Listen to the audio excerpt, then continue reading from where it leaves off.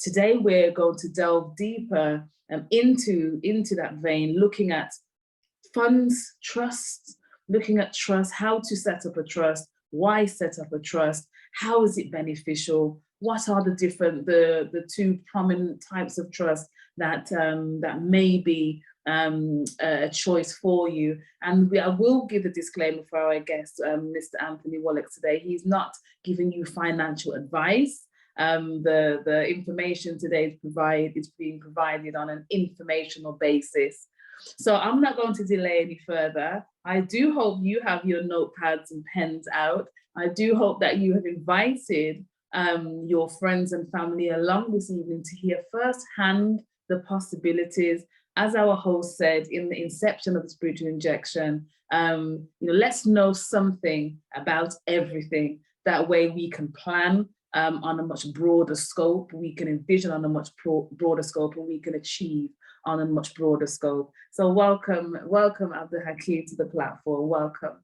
And warm welcome to you too, and to all of our guests. Thank you again for joining us on another wonderful Thursday, where we have the opportunity to expand our knowledge base and really to secure everything that we acquire of value in this short life that we have been given. Far too long, generation after generation, have we not understood the structure, the financial structures of the territories or the countries in which we live.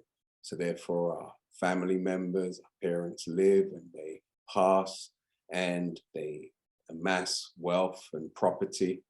And because of the tax laws and our ignorance of it, many of our parents have to pay, or family members who are left behind have to pay colossal amounts of funds to maintain and to keep what our loved ones work so hard all their lives to acquire.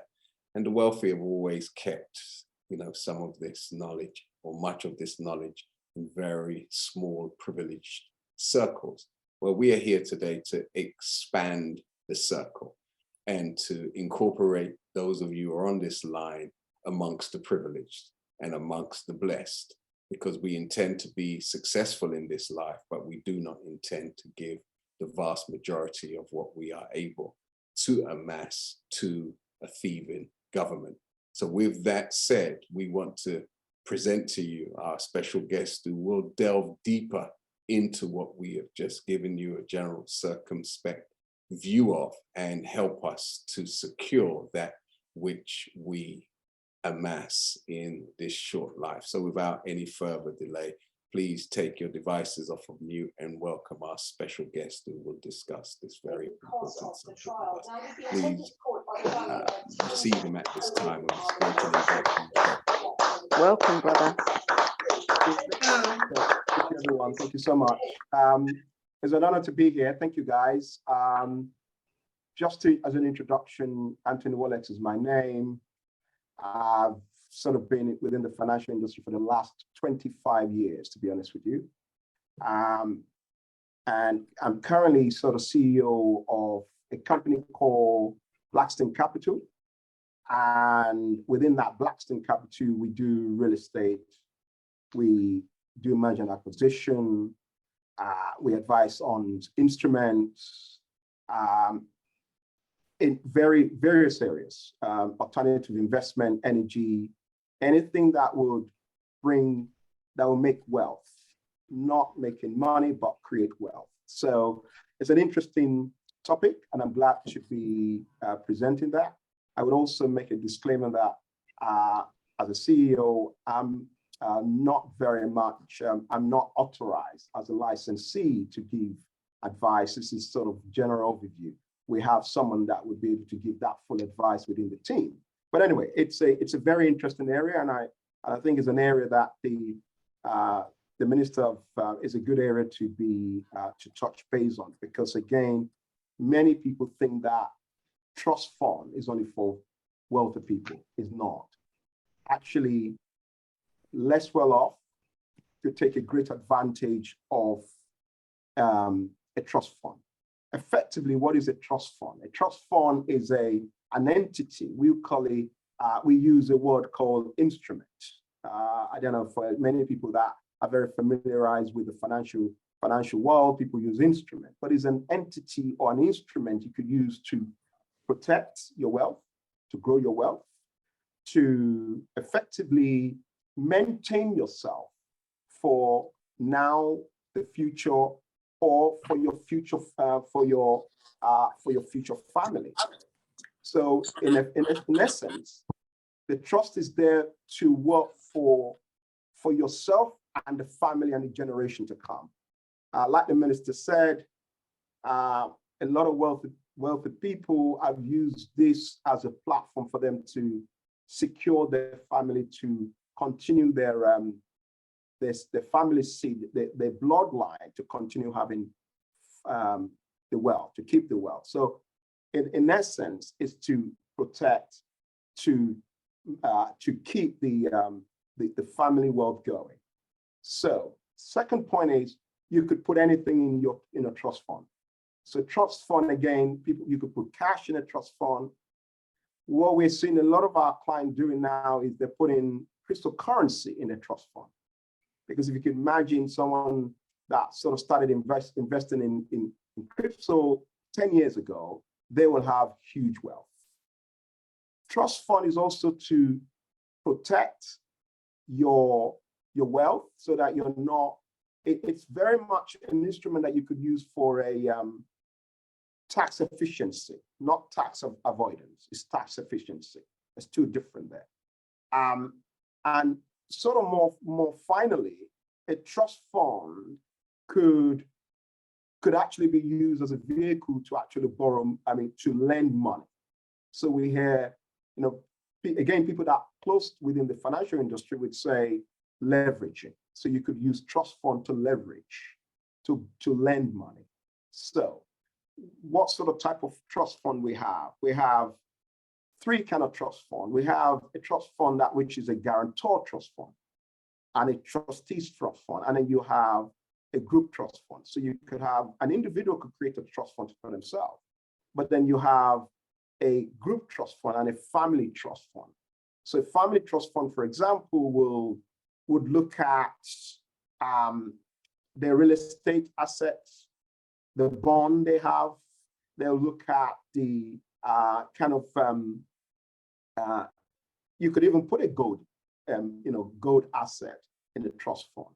It's amazing. We had a guy that his mother died, and he actually just melted all the gold that jewelry that his mother has, and put that in a small gold bar, and that went into the trust fund. So trust fund is a guarantee way of protecting and sort of prolonging your family wealth. And I believe I've sort of repeat that like 3 times. That's exactly what it does. Again, people that have salary, again, if you're earning 100,000 plus, again, you could put those sort of your earning could go into a trust fund, and without complicating things, you could have some tax break from putting that into a trust fund. In terms of what you could use trust fund for as well, you could use trust fund to pay your early retirement. If you think about it, your trust fund is not being affected by changes in tax policies. So your trust fund, it's almost, again, a platform on its own. You could use the trust fund to pay your grandchildren education. And that's what a lot of people use that for. It's almost like a family planning in terms of trust fund. Lots of people have property that they live in, for example, that they bought maybe 20 years ago. And effectively, they have £1 million equity in that real estate. You could use that. You could protect that £1 million into a trust fund. So again, the property you could transfer that property from a single name into a trust fund, and it's the trust fund that would now own the property rather than the individual. And in terms of doing that, the trust fund would now act as the guarantor. And then let's say it's a mother and father that owns the property, and they want to create a will. that trust fund will be the guarantor for the will, the executor for the will.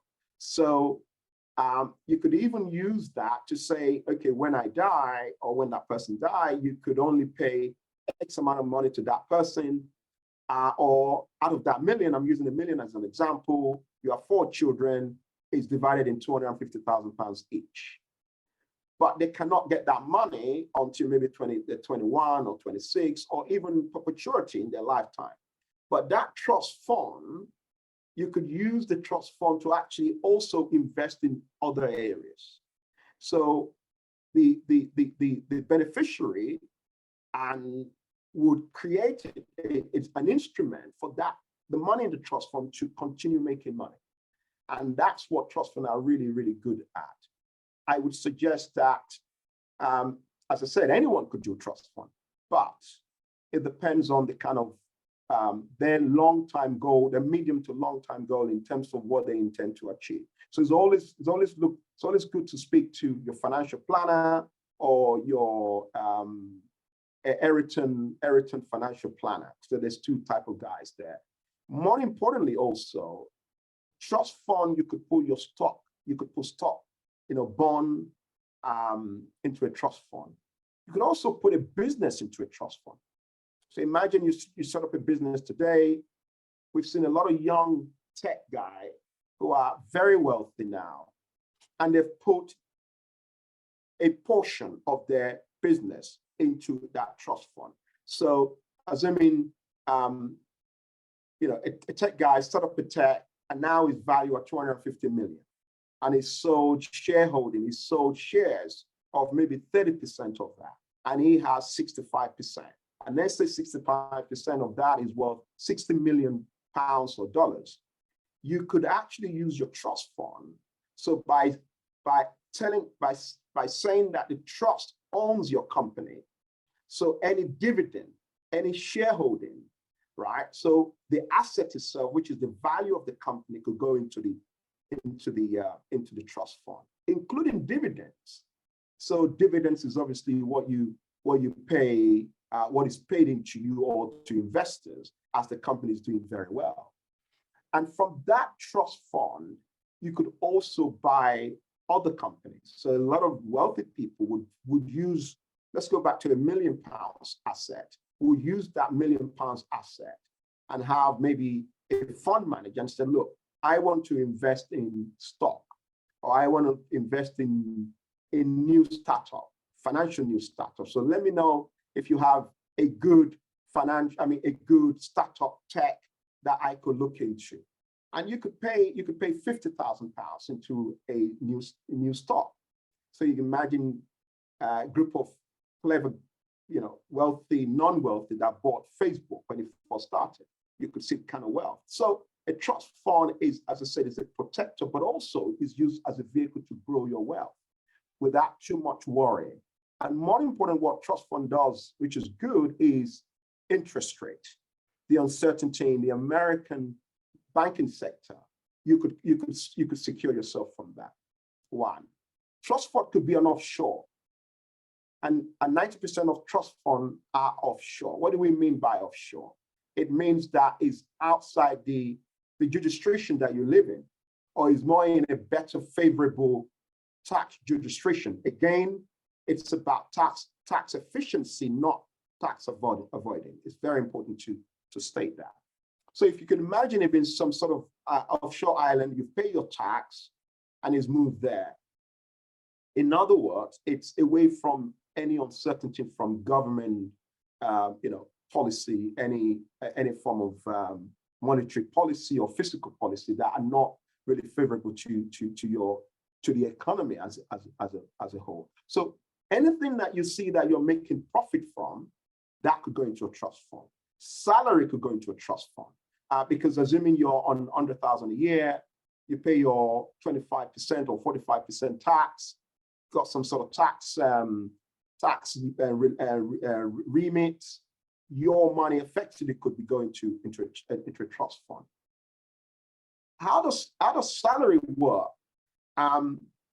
If you think about it, if you put your salary into your trust fund could pay you a remittance of whatever you set into you as a person.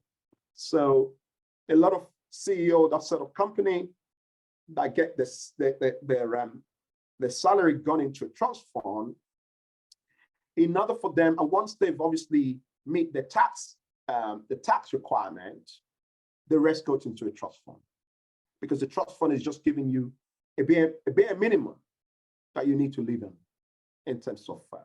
So I've covered maybe 4 or 5 categories of how you could put money into your trust fund, and how you could grow the trust fund. The whole idea of having a trust fund is to grow it.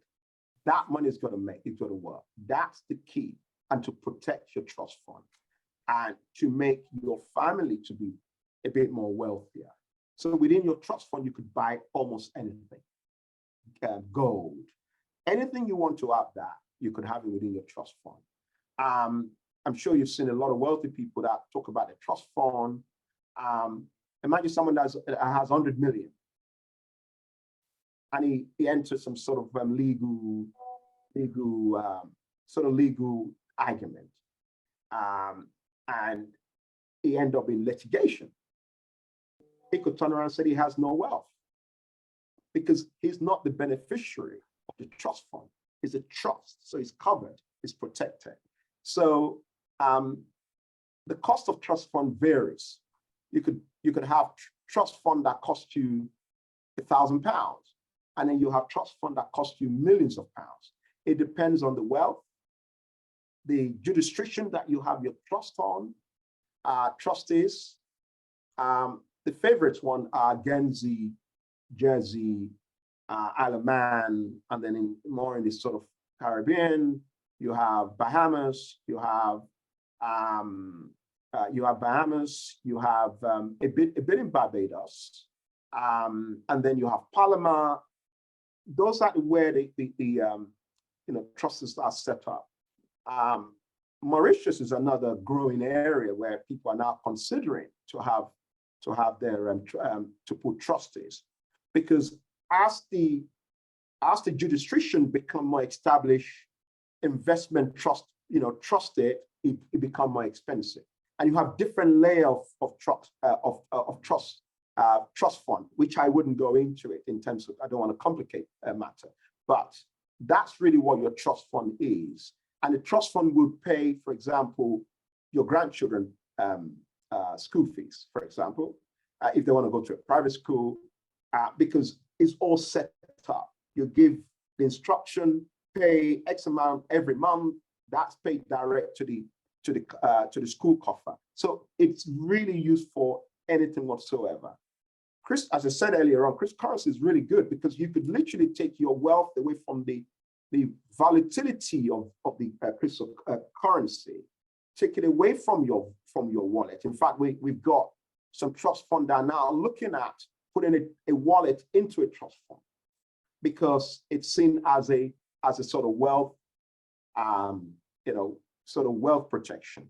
But what people use more use trust fund for more is real estate, the bond, and sort of tangible assets, wine, more art, really sort of expensive art.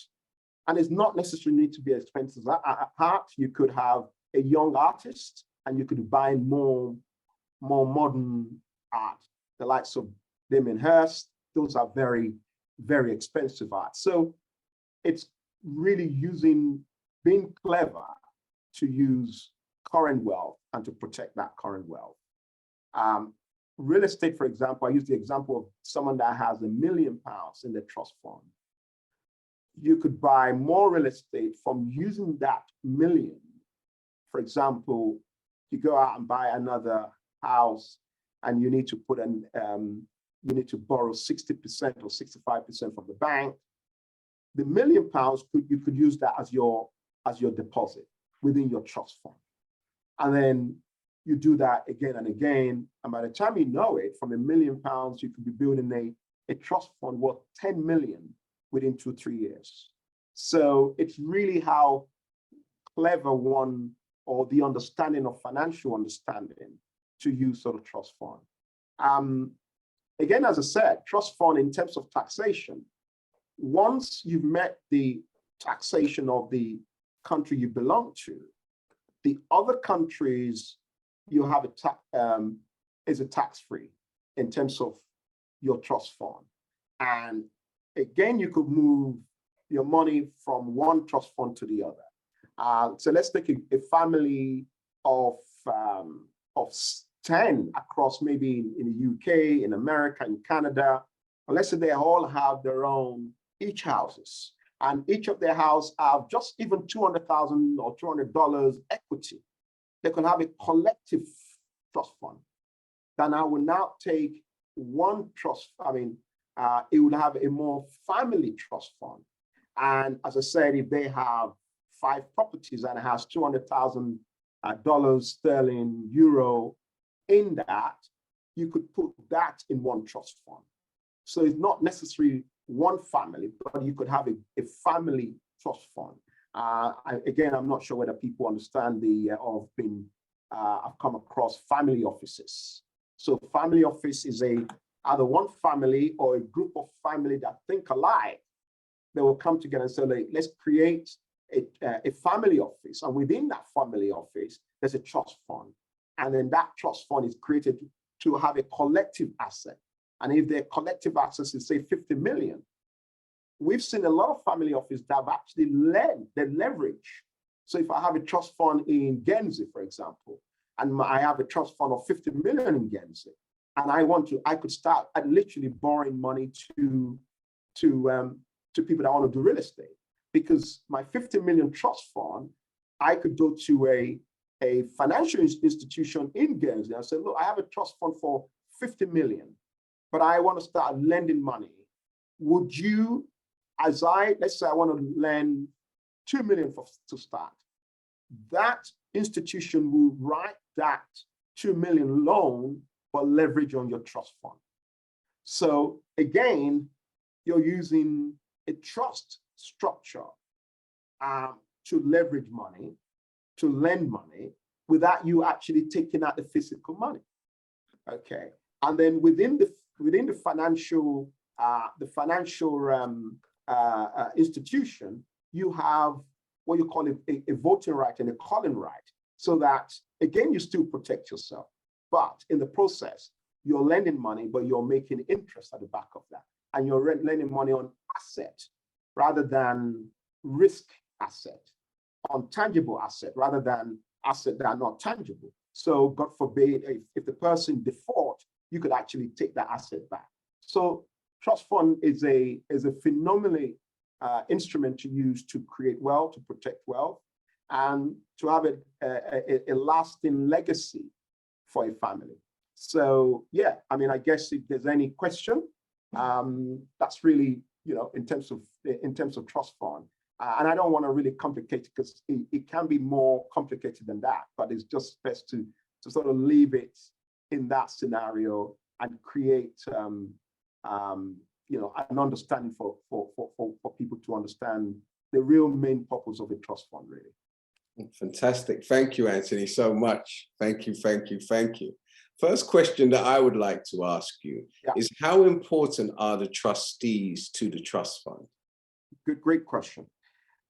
Trustees are very, very important, because if you think about it, after one has lived maybe a wonderful life, the trustees have to execute your instruction. And a lot of time you have more than 3 trustees. Okay. And the trustees are also legally obligated to undertake your instruction. Okay. The wonderful thing about trust, which is really interesting, is even though that person passed away, there are legal obligations for those trustees that they have to meet. So one executor could take the trustees to court. So let's say you have a wife or a good friend and you've passed away, and he or she is seen as to oversee that trust. They could take the executors to court on your behalf. So it's almost like a living entity by itself. Yeah. So trustees are very, very the key to a trust fund.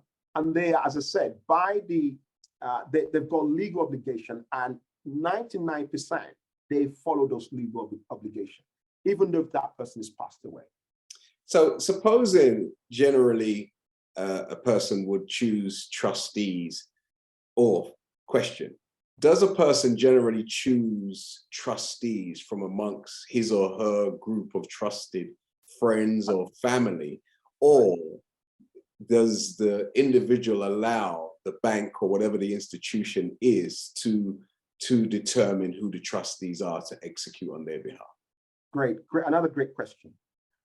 I would not advise anyone to appoint the family as a trustees. Right. So when you go, again, I'll use Guernsey because that's what we tend to use. There are executors on that island, as you know, is a financial kind of island. They do all sort of financial instruments.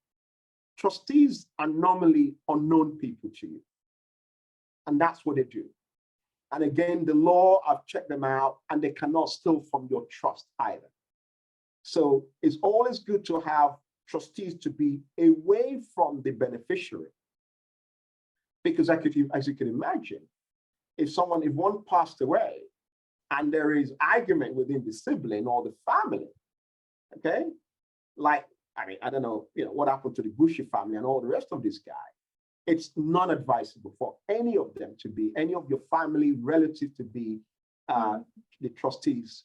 You could choose one executor within the family, okay? But the trustee has the overriding rule even over that executors. Because again, the trustees, you've given them written information, it's black and white, what they need to do, how they could execute it, what the rules are. It's a well-structured instrument. So no, I wouldn't advise one choose your family to be a trustees. Okay, fantastic. I remember I was following a case where there was a young lady, I can't remember the family's name, I'm sure they were some of the richest people in the world at that time, where all of the funds was left to this particular daughter. Yeah. And she was pretty much stalked by someone who knew she was going to come into this great inheritance. So he attached himself to her. Now, and she actually took the trustees to court because she wanted her funds released ahead of the time that it was structured to be released. Now, is this a common thing where the beneficiary can actually challenge the tenets of the contract, if you will, and successfully overturn that which has been decreed? Not at all. Yes, we've had cases where the beneficiary have taken trustees to court, but it's very unlikely for a beneficiary to win over the trustees, because the creator of the trust has given them instruction. Okay, because again, I use the word protector, is to protect the individual that work hard, that wants the wealth to last. So that young girl might be 16, and you're rightly so, or 18, or whoever that she could be 30, but have someone that understands that she's coming to that wealth, and as you said, attach themselves to her, and then sort of try and brainwash her. No matter what she says, if the guarantor said to the trustees, you pay her £1 million in a year, that's what they'll do. No penny more, no penny less. What about if the terms are actually, if we flip it, say, Anthony, and supposing the terms are actually unreasonable, okay? Like, you cannot inherit these funds until you're 50, and it's deemed, like unreasonable. What about in those types of cases? Are there any cases that can be classified as unreasonable? It's a great question. If you think about someone having a divorce, and then it's been agreed that 10 million to the wife, every year or every month.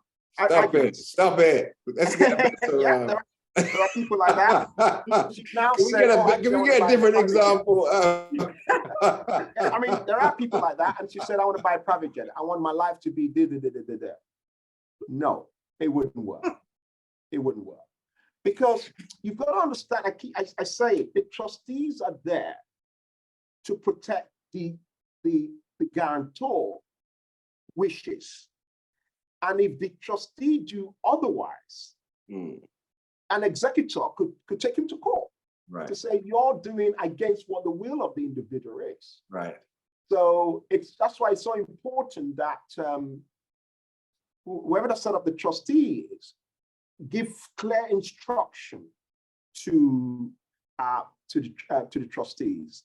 And again, just finally, trustees are not known to the beneficiary. Right. Okay. Again, any will could be read by the lawyer, but trustees, in other words, are just guiding to the wealth.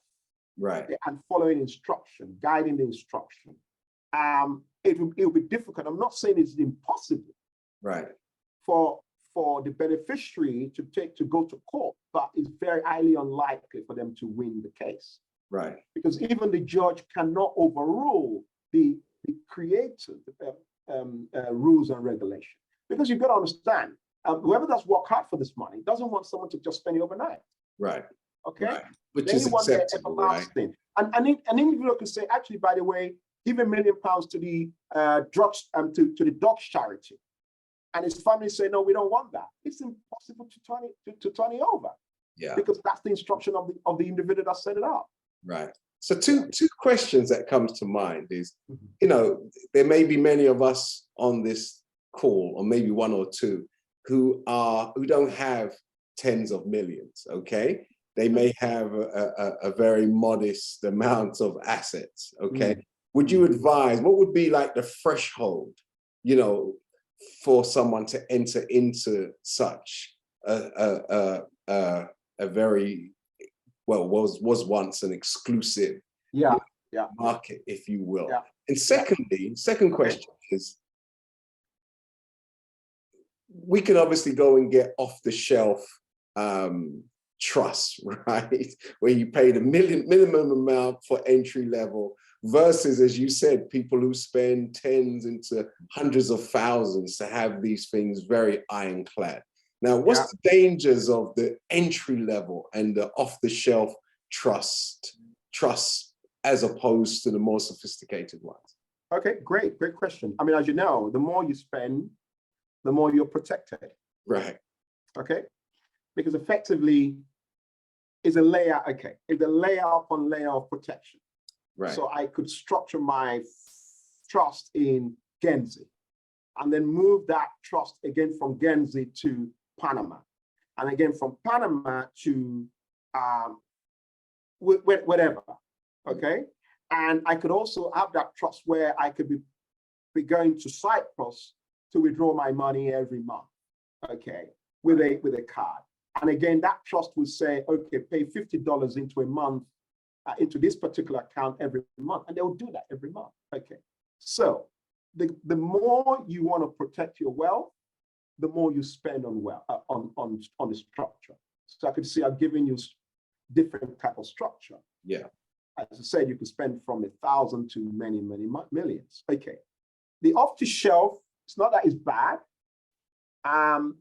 It could be a very good starting point. Okay.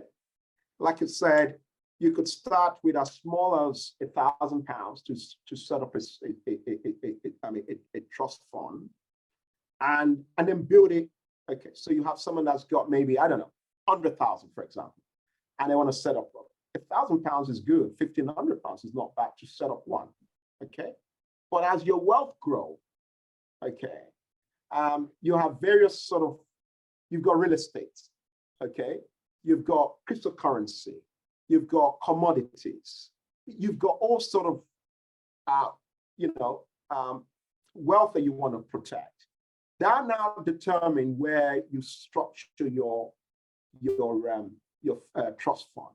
So, for example, if I want to protect my real estate, I've got $500 million worth of real estate. Hopefully, we're working towards that. I would choose the best jurisdiction that would protect that, that real estate trust fund. If I have a cryptocurrency that's 20 million, okay, and I want to protect that, I will find a jurisdiction that is better for cryptocurrency.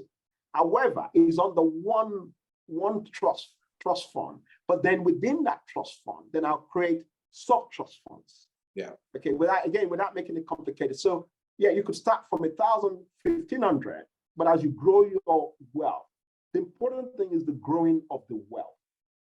How savvy are you? How is your ears on the ground? Do you understand the financial world?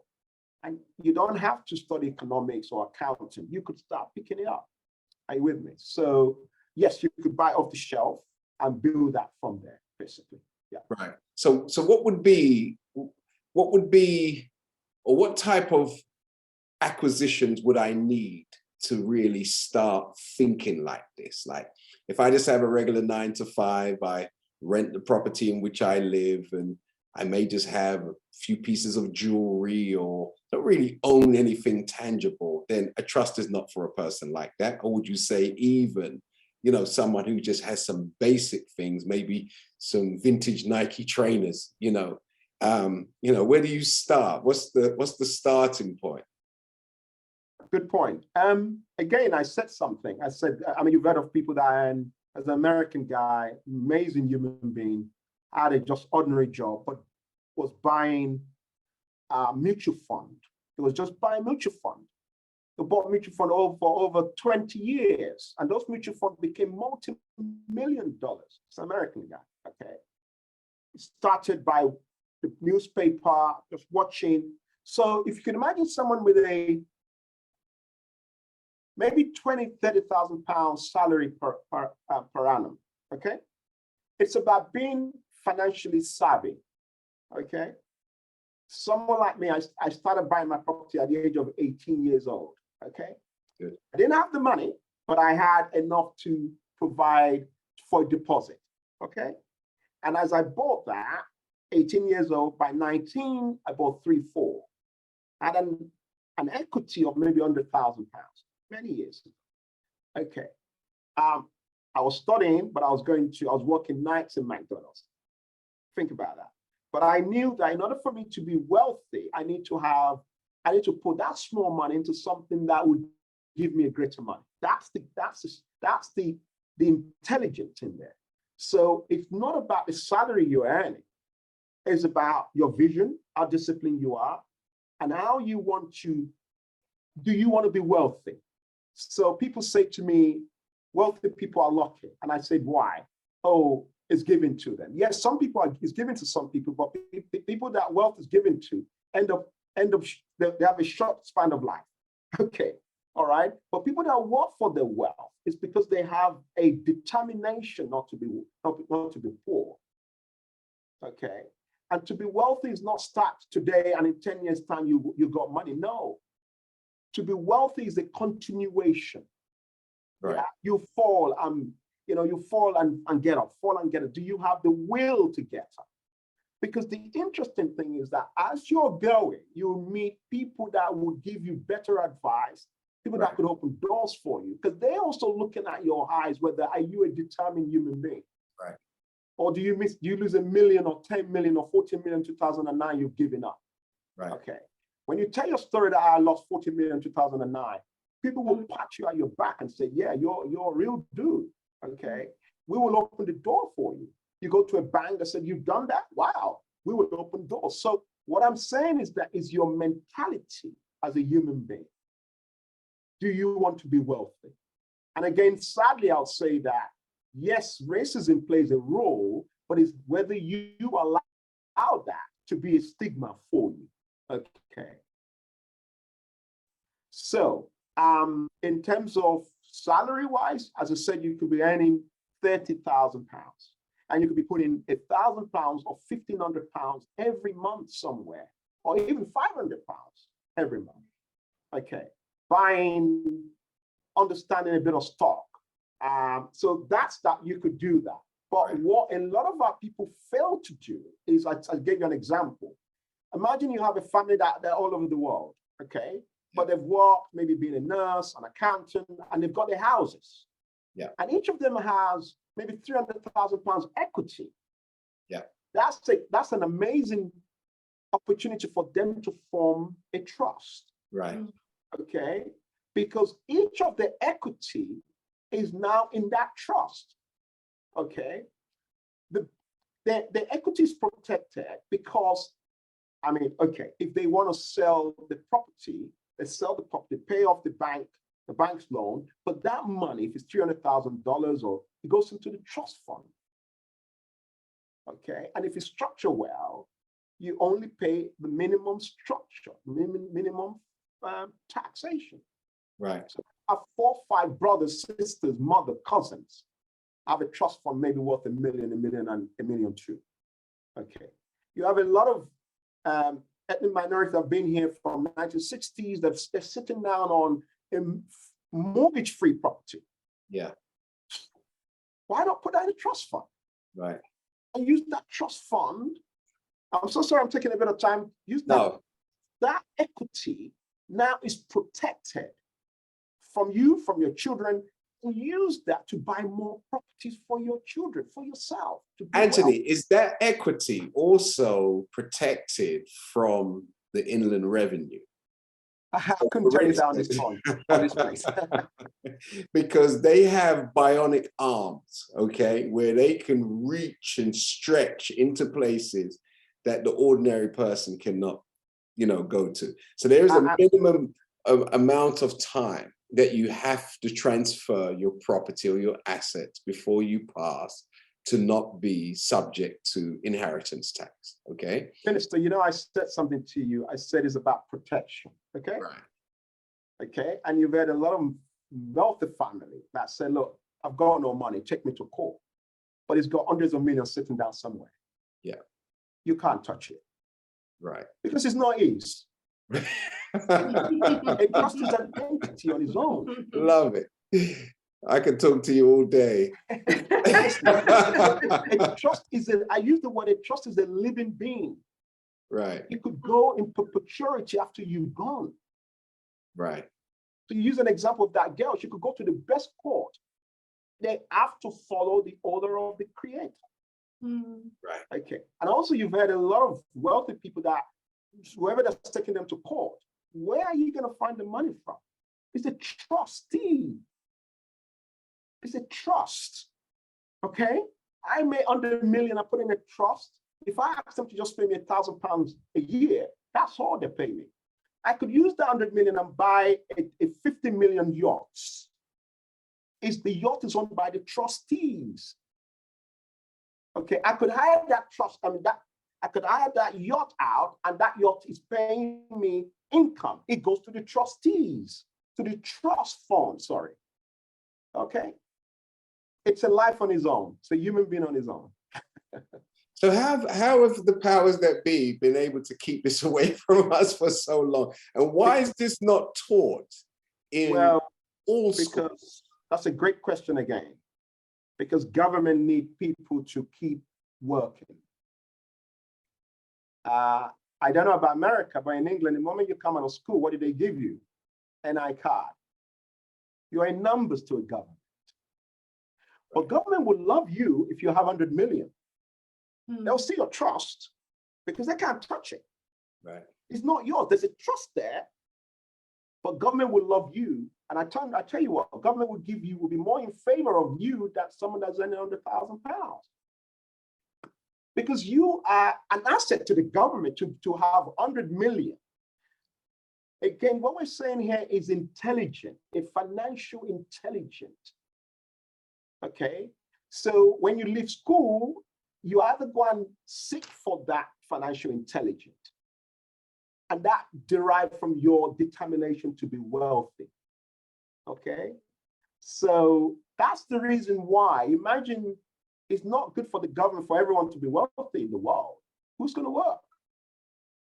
Right. Yeah. So that's why the government keep you away from the masses. Right. And the small elites. Right. And not really elites. Just people that build their businesses, right? A lot of people are now saying, why would you go and create business? Why don't you go and leverage and buy businesses? I don't know whether you know, just before maybe 2013 to now, there was a lot of companies buying other companies, because I could go to HSBC and borrow 100 million and buy a company that is worth 250 million. Okay? And divide that company, break it up, and make 500 million. Thank you, Mr. HSBC. That's your money. I've made money. Who do you think that 200 million belonged to? To working people. Right. Yeah. I once met a guy who said, the poor work hard, the rich makes the money. Yeah. Yeah. You use other people's money to make money. Absolutely. So that's the reason why they've kept it from majority of people. Okay, so tell me this, Anthony, please.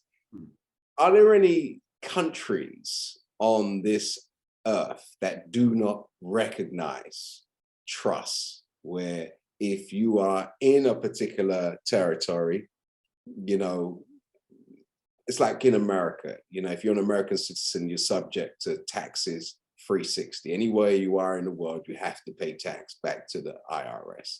Correct. Other countries are different. They're structured differently. If you just make money in the country, yes, you pay what you made in that territory. Are there any governments that just do not recognize this? And if you owe them, they're coming after your stuff. Minister, I said something to you. I said, government love wealthy people. Yeah. Okay? Government, I'm going to repeat that. Government love wealthy people. So that's why someone would bring 100 million to England, for example, and have special agreement with the with the tax guys. Special. In some cases, no tax. Yeah. Yeah. You've heard of passport buying. Yeah. Okay. Why would a Chinese guy take 100 million from China and come to England? Why did he only go like England at that time, UK, right? Yeah. Because there are special arrangements, Yeah. is what they'll say to you. And my second point to you is that why do you think one of the biggest, apart from the British Isle, why do you think the American Bahamas is set to have almost 60 trillion or more on that island, but doesn't belong to the people on the island? Majority of the Americans, 95% of people that have that money are Americans. If I make 100 million, and yeah, we'll make 100 million in a year, and I've paid 10% tax because my affair has been structured, okay, by great lawyers, great accountants, legitimately. I got to say that to you. And I've paid that tax in the UK, and I send that money to Guernsey. The Guernsey government would embrace me, bring it in, okay? Because as long as I've proved to them I've paid what is due here on this island in the UK, nobody's touching me. So there's no government in the world that'll say to you, we don't want your money. We don't want trustees. Because think about it. That trust money is in Guernsey. That trust money is in the Bahamas, right? It's there in that country. That government, Bahamas, are making a peanut out of that. Is employing people in the financial industry. Do you see the interesting part of the world we're living in terms of finance? Okay. That I would tell anyone to learn finance, anyone in the world, if we want to make money, if you want to be wealthy. So there is different from having money and being wealthy, because it's not necessary that you want to be rich. You could be poor, but building to be wealthy. And in time, you make that wealth from real estate, from cryptocurrency. Okay, so yeah, there's no government in the world that would turn your money away. So no. Interesting. We had somebody on last week and we were talking about precious metals and gold. And he was saying that, you know, the future is gold, right? Because these banks are collapsing. So, you know, put your money in gold. And he predicted that gold was going to reach levels that it has never seen before. And he texted me this morning and said, you know, what I said on the show last week came to fruition today, because today we hit the highest level in the history of gold. Absolutely. You know, the highest price ever. So what's your thinking on that, my brother? Absolutely. No, we're doing a couple of real estate and we know how much we're going to make. one of our main focus now is commodities, mining commodities. Actually owning the mine or working in the mine and buying gold, silver, other precious metal, uranium, all of these things that people don't hear of. Think about it. You said it's gone up. 2 or 3 American banks has gone down. Right. Okay. It's paper money, fiat money. Okay. America will probably not be able to print it as they are printing in the next 10 years anyway. But where would be the best place to pull that gold? I mean, your money. Is it gold or silver? Okay. Or even diamond or uranium, which is very scarce. You have to have a license to be able to buy into that. 150%. We're looking to buy gold ourselves. And think about this. What before Nixon took America out of the sort of the golden rule or so,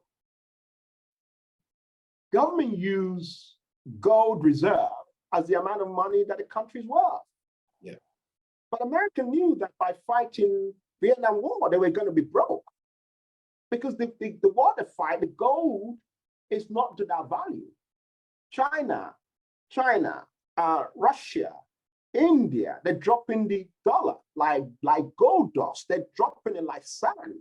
But America cannot report that because it means that it's something to the ears of many other people, ordinary people, and they start dropping the dollar. What do you think they're buying? Oh, Russia has doubled their gold from maybe 50% to almost 75%. Any gold that's around Russia wants to buy it. Why do you think the economy is good? Because the more gold reserve you have, even as a human being, look, Bank of England have gold reserve. Gordon Barnes sold UK chunk of the gold reserve people were accustomed to today. Yeah. Because fiat money, I mean, look at where we are now, inflation. Yeah. What you would buy in Sainsbury's 2-3 years ago, £10, you pay £18 today. Because inflation has gone up. But guess what? As the paper inflation goes up, the gold increases. Because the very wealthy will dump the money and go and buy gold. That's why the increase in gold has gone up. So you only see it going in one direction henceforth. 150%. Okay. Minister, I'm going to ask you, is there any way they've announced they find more gold reserve? No. No. Right. And without those kind of precious metal, money worth nothing. Money is just a paper. Yeah. That has government promised to buy. Yeah. It's nothing but gold. I mean, I would say to people now, if they have a collective team, again, if we work together as people, a collective team, you could be buying gold now, small bars. Yeah. Rather than buying these expensive watches and stuff like that, gold is the best thing. Yeah. Watch also. Take it, for example, Rolex. 10 years ago, a Rolex Submariner, you could buy for 3,800, $4,000. Today, they're about 12,000–16,000 pounds. Yeah. What is people valuing? Yes, the value of the Rolex, the name of the Rolex, but it's the metals. Yeah. So 100%. Gold, 100%. 150% to be honest. It's going up and up. Very okay? good. Yeah. Very good. So co-host, would you like to pivot or would you like to? You're formally welcome. Well, thank you. So I do have a question. There was a question in the chat, but I have one question that you may answer the other questions. If someone were to say they want to actually begin the steps to form a trust, what would they need to do? What would be the first few steps they would need to take? Brilliant. Okay. To set up a trust, you could do it through your lawyers. I'd always advise to do it through the lawyers because it's a legal document. Okay. Mm-hmm. You could buy from the shelf because, again, to keep law and the lawyer's fees down. You could buy from the shelf. Okay, so hold on 1 second. When you say buy it from the shelf, what do you mean? Okay, there are trusts that's been already created, just like you could buy a limited company, a PLC company, an LLP company off the shelf. Just go off like So online. in other, what I'm saying is that they put the main principle of the rules of the trust in paper. Okay. Okay. You now have to tune it to what you want, and in a sense, you're saving yourself from lawyers. You know how lawyers are. Their money, their bank. So you have to reduce the lawyer fees. But then once you've done that, then it's best maybe to have a financial advisor to now advise you in the best jurisdiction. Okay. And the UK government acknowledged that UK, if you go on the website, UK government understand trust. Okay. So yeah, I mean, you have people that die and leave. Great example. Now government cannot meet cost of care for a lot of people, for example. And people have £1 million, for example, equity in their house. Government are now saying they're going to use that money, okay, as care. Whereas these people have paid money into the contribution, to the national insurance contribution. Why would I do that? If I instruct my trust to pay a minimum, so they'll pay it every month rather than the government controlling my money, my trust would only pay, God forbid, till I leave. Once I left this world, no one else is touching that money. Are you with me? Yes. So it's, yeah, so you could just buy off the shelf, but get a financial advisors to now advise you on the best way forward. Yeah, the best structure, jurisdiction, and everything else. Okay. So those of us living in the UK, we would need, this is how you jump in, Tara. So those who, I said the 1 second rule. So those who are desirous of setting up a trust, they were living in London today, they would need to go to a law firm that has a branch, say, in one of these overseas territories, right? No, lawyers they don't have to move away from London or New York, okay? They are people that work in this jurisdiction. That's what they do all their life. Okay. They're trustees to thousands of companies. You just need your lawyer, okay? And you don't have to go to the most expensive lawyer. If you find a company, a law firm that does will, and even some will people, will writer could even do your trust fund. Right. Because they could create a trust and then put your will in that trust. Right. Okay, it's a wrapper. A trust fund is a wrapper for everything. Very good. So, yeah. And how urgent, Anthony, is this? Like, you know, on the scale of 1 to 10, right? How important would you say this should be on the agenda of those who are listening to your voice today? I would say 8.5. Okay. The moment you have an understanding that you want to create wealth, it's important to have it there, because you don't have to have the most expensive one. It's really important. Your insurance, life insurance, could be put into the pension. I mean, into your fund, trust fund. Think about it. Wow. Yeah. And as I said, even someone that work, but I have a clear financial understanding on where they want to do, they could be putting £1,000 to that trust, for example. So I'll say 8.5, 8.5 to the scale. Sarah, you had another question? Yes. So this was actually from the chat. There may be a few people who want to know, but if you do, I'm going to ask it this way. If you create a trust and then, you know, God forbid something happens to you, but you say you wanted to change some things and you didn't get a chance to. So someone is asking, if you get divorced, can your spouse claim money from your trust? Great question. It depends on. Because I think you probably have to change that when you get divorced. That's just my thing. I'm not a lawyer, but. Okay. Okay, I don't know how to put it. It depends on the trust between the couple. Okay. If I have 100 million and I want to marry. Okay. The trust is for me and my children, or even my extended family. Okay. So yeah, again, it's the instruction I give the trust executors that they'll follow. So even if I divorce, and it's a great way to put your money, I won't say hide your money, but protect your money. You don't protect your money. Protection is a better word than hide. It's a much better word. Okay, protect your money. So from day one, when it's protected, no matter what happened, God forbid if I said, darling, I've got no money. I've got no money.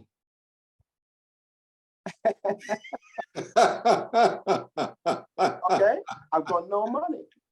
There's a guy, I don't know whether South African American, he owes hundreds of millions of money, but he has millions. And he said to the judge, I've got no money, but I'll be paying it in the next 10, 20 years. And that's what he was doing. And when he didn't pay, they took him back to court and said, oh, I'm sorry, I didn't have enough money, but I'll be paying again. What can you do? So yeah, I would always say protect your money. And if it's for a family and the couple have a long plan, then yes. But then within the trust, you could have settlement agreement beforehand.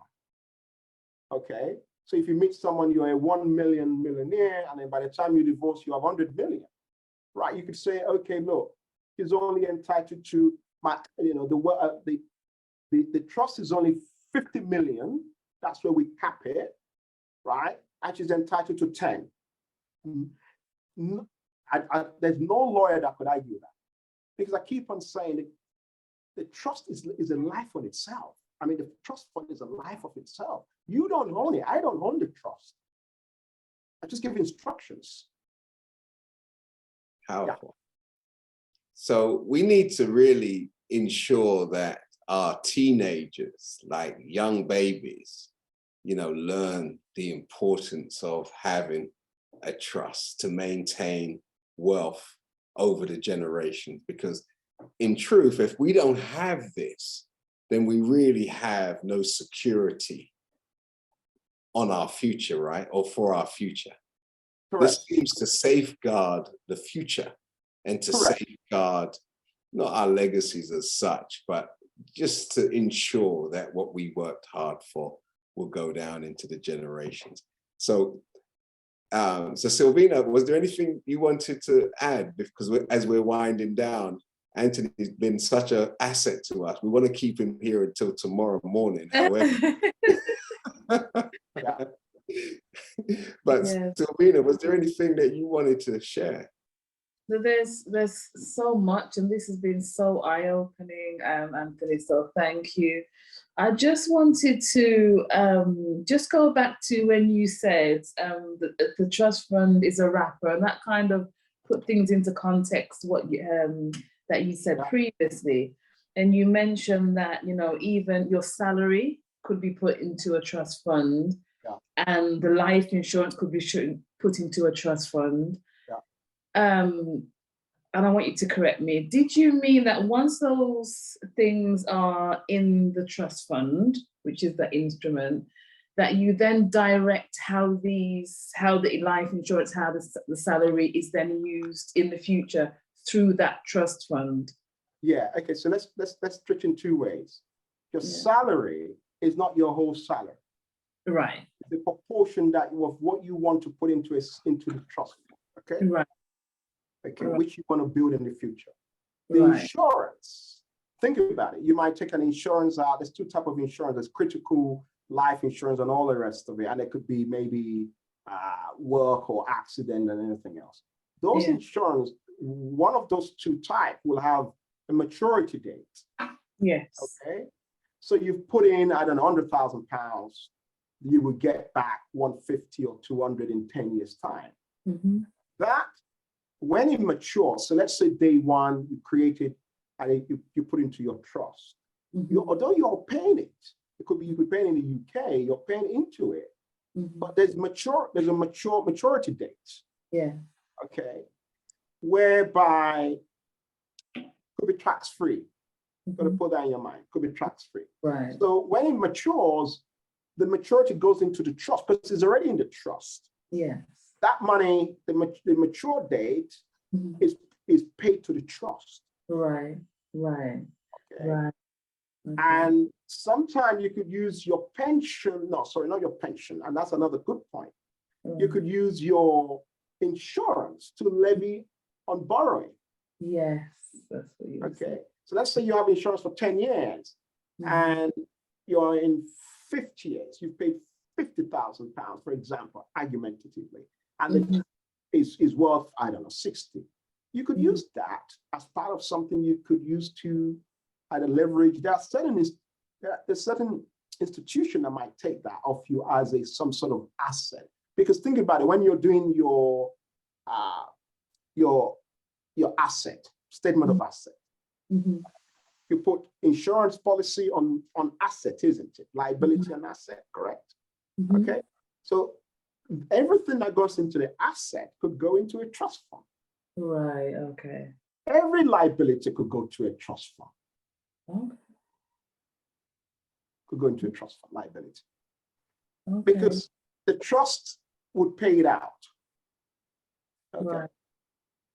So with your, for example, you've mentioned that a few times, leveraging from the trust fund. And you said that if, for example, the venture liquidated or whatever, there would still, because it's in a trust, it affords you a level of protection. Is that right? What protection does it afford you? And what protection does that afford you? I know it's a big question. Yeah, I think I used maybe 2 or 3 examples. Let's say you have a trust that's worth million, okay, and God forbid, someone is doing a deal and it went wrong, and you couldn't pay your creditors, and you become bankrupt or so. Yeah. The trust, and you say you have 100 million in a trust. Even a million, they cannot touch that trust. Okay. Right. Because I keep on saying a trust is an entity on its own, just like a limited partnership, LTD, LLP, LP. Right. It's a look. I gotta say something to you. If the wealthy have created something, they've created something. Do you think they're doing it just for the sake of it?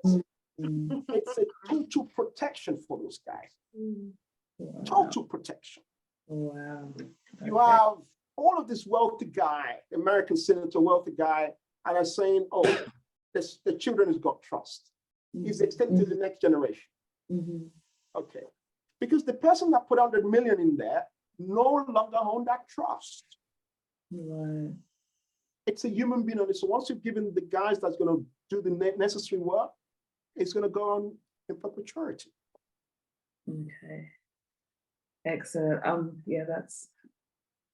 You've answered my question. I was thinking that there was something that I missed, but no, it's exactly as you said it. So thank you. Thank you. Fantastic.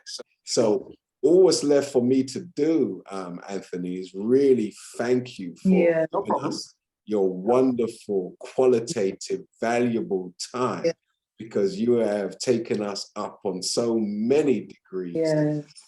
So if there is anything you would like to share with us as some final comments, this is the perfect time to so do. Yeah, okay, very, very, very good. Right, just maybe 3 or 4 summary. Lots of us are from generation, maybe Africa, Caribbean, and I like people to sort of listen to this quite attentively. If you have parents that have properties that they've paid off for, those people are in an amazing position. Okay. Very quick story. One of my ex-girlfriend and great money, great money, many years ago, 15, 20 years ago, maybe on 45K, but living in a property in Camden, paying for a room, paying £1,000 a month, but live a very lavish lifestyle. And I said, you're mad. Why didn't you just buy your own property? I mean, at that age, I was 19, 20, I had about 3 properties. He said, I don't have money. I live on, with that much money, she still live on overdraft. And I said, okay, fine. Let me speak to your mother. And my mother would never do it. I said, fine, maybe she wouldn't do it for you, but I'll speak to your mom and I'll educate her. Her mom had £100,000 to be paid off in Leighton, probably is worth about £300,000 then. And I spoke to her mother. I said to my mother, look, you're working to kill yourself, not necessarily, but to pay off this mortgage. If you give this individual the deposit to buy our own property, and you have an interest in that property, not only that you have two properties now. And I told them, go and buy in Onzi. Then Onzi was not expensive. She bought a 5-bedroom house in Onzi for like 200 and something K. Wow. The mother gave her, You said Hornsey, right? and I arranged, sorry? You said Hornsey. Onzi, yeah. On the border of Onzi and Maswell Hill. Right, wow. Because again, you've got to know your market. You've got to be able, all of this is intelligent, right? You've got to, yeah. And she bought one, and I told her mother she would never regret it. That property today is worth 1.2 million easy. The mother's property, if she's still keeping it, is probably worth, I don't know, 600,000, 700,000. But she borrowed her, I think 60, 55 or 100 at that time. So can you see how they create wealth? And I took her to the mortgage company in the city. They arranged everything without having a penny. I told her mom, she's got 5 bedrooms. She could rent 4-bedroom out. Our mortgage then was about, I don't know, 200. But she was probably making £1,000 a month. Okay? So I told her mom that not only on a long term or medium to long term, but she could be paying you back every month to subsidize your own mortgage. She said, Anthony, I'm in. And we drove off. She said, wow. I said, yeah, because you create wealth otherwise. So what I'm saying is that a lot of us want to die to pay mortgage, to finish paying mortgage. Whoever that finish paying mortgage are crazy people. I got to say that. They're mad people. You use other people's money to make money. Yeah. I would say within 5 years, you need to start replanning your exit within a mortgage. Once you know you have 150, 200,000 pounds equity, you could take 70,000 pounds and buy another property. So for many people that are online that are thinking about it, their parents is the first point of call. Meet your parents. If it's a house in Jamaica, in Barbados, in Africa, whatever, let's put this in a trade trust. Okay? And at the back of that, just understand what you want to invest in. I'll say real estate is one of the best things to invest in.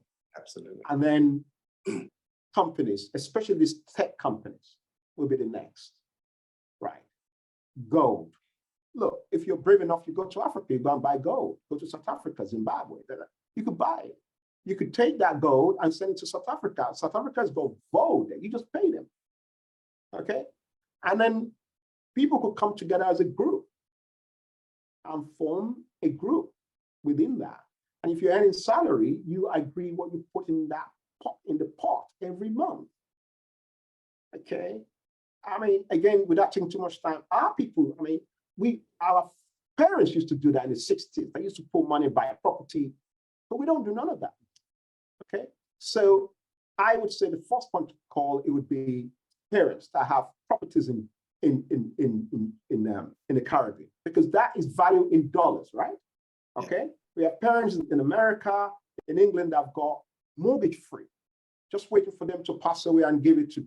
Now, let that asset work for money, work for you guys. So asset is going to work. Money's going to work.